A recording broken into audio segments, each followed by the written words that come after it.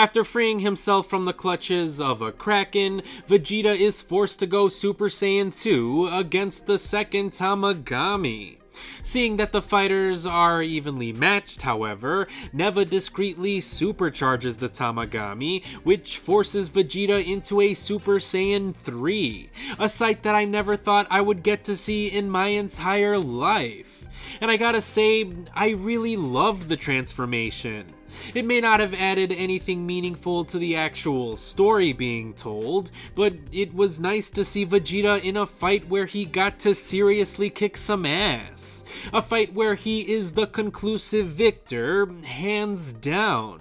And I know some fans may be upset at the fact that Vegeta is still in his kid form, or that his Super Saiyan 3 design looks different to that of Goku's, but I didn't mind these elements at all.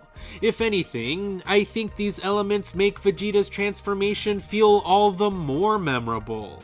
I mean, how cool is it that Vegeta gets to have a unique and distinctive look all to himself? Plus, as someone who didn't expect to see this transformation at all, I'll definitely remember the shock and awe that I felt while watching this transformation for the very first time. It was awesome.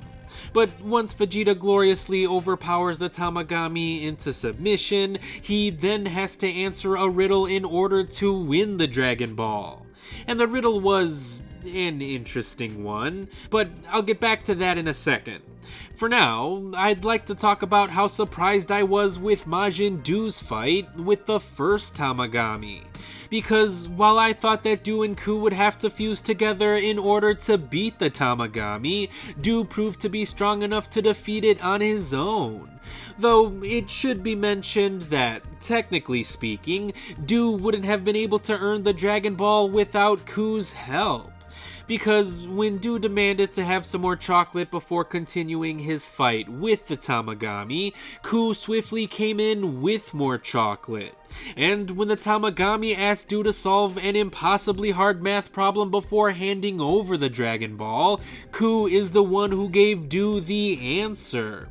So it seems like Ku still has an important role to play in the story being told here, and it'll be interesting to see how his relationship to Buu, or even his relationship to Dr. Arinsu for that matter, will develop because of this. And it'll also be interesting to see how the story will develop from here, since all of the Dragon Balls have been successfully recovered. But while I was entertained with how action-oriented this episode turned out to be, I have to admit that I was a bit disappointed with the Tamagamis themselves. Because while the third Tamagami had a real loud and big personality, the first and second Tamagami didn't have any kind of personality whatsoever. Plus, I felt like each and every one of the Tamagami riddles were completely unnecessary. I mean, I have no idea why these puzzles were included in the first place if each challenger was going to solve the puzzle on their very first attempt. Wouldn't it have been more dramatic to see some of the challengers fail to solve these riddles? Because I assumed that the point of the puzzles was to show that a fighter couldn't win the Dragon Balls based on their strength alone, but if each of the challengers could solve the puzzles so easily, then what was the point of including them at all? I don't know, but while I'm on the topic, I still have no idea what the fuck Neva is doing in this show. I mean, what is his goal here? If he believes that Goku and his friends are good people with good intentions, then why did he actively make it harder for Vegeta to fight the Tamagami? I swear, despite all of his talk about being good and avoiding conflict, it's like he actually wants Goma to come out on top of this one. Speaking of which, once Goma realizes that Goku and company are heading towards the first demon world, he tells Degasu that they must take some drastic measures. And I'm actually intrigued to find out what exactly he means by this, because it sounds like he's been holding something back from us. Which is exciting, because I thought Goma was an absolute chump this entire time.